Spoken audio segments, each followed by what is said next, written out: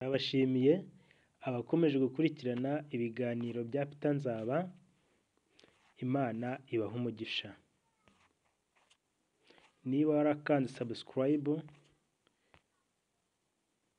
ndagushimiye cyane, niba kandi utarakora subscribe ndagusaba kuyikora kugira ngo tujye tubana mu biganiro byacu bigiye bitandukanye, kugira ngo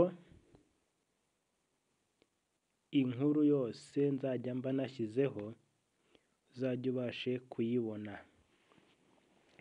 Uyu munsi rero tugiye kuganira kuri AI, Artificial Intelligence, cyangwa ubwenge bukorano, ubwenge buhimbano.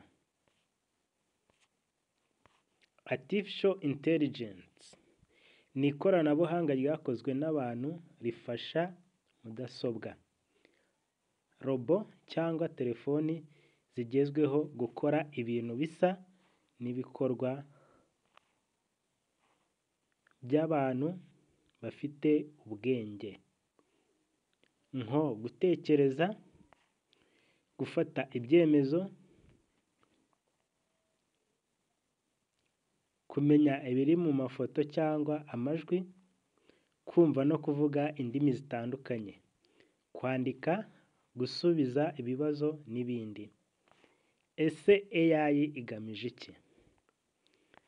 AI igamije gufasha abantu gukora imirimo vuba, neza kandi byoroshye.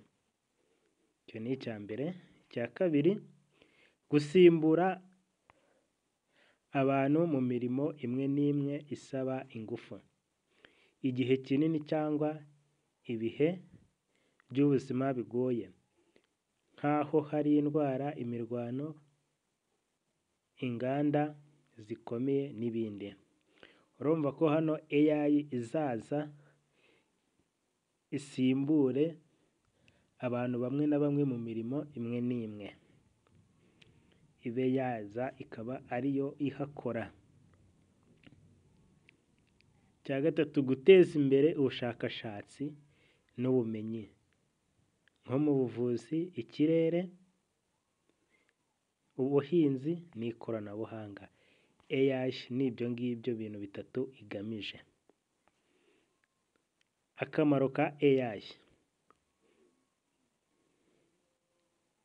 Akamaro ka Artificial Intelligence tugiye kukareba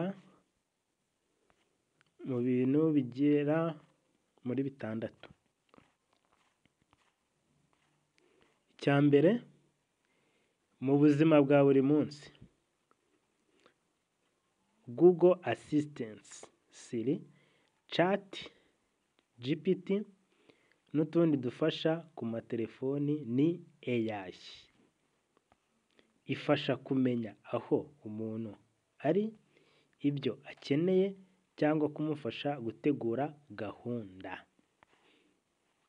Icya kabiri, mu buvuzi, AI imenya indwara hakiri kare ishingiye ku mafoto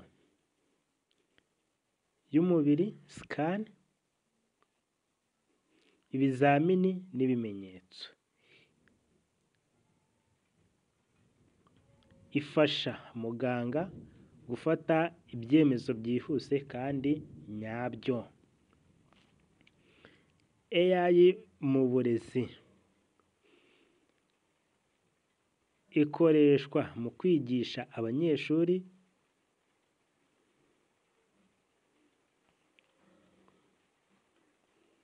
bitewe n'imikorere yabo, no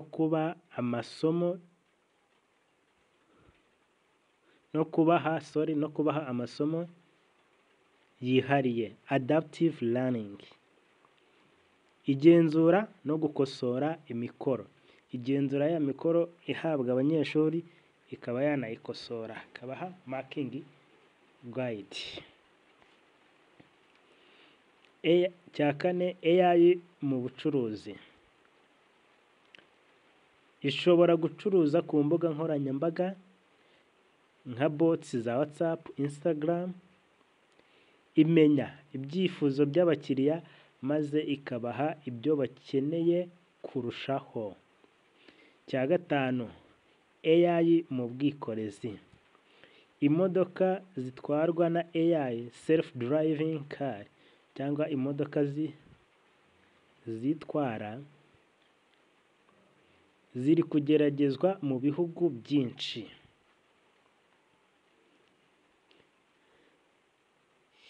Ifasha mu kugena inzira zitarimo umuvundo.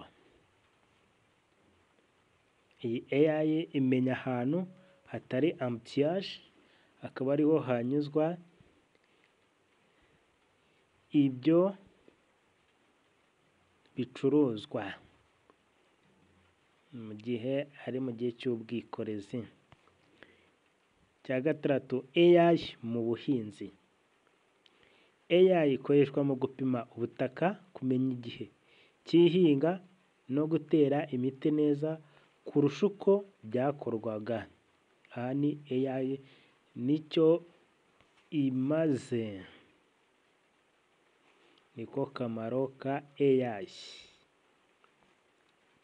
Noneho tugiye kureba ibibazo AI ishobora guteza.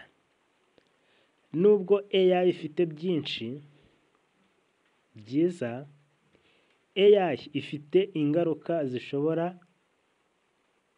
gukenera kwitabwaho.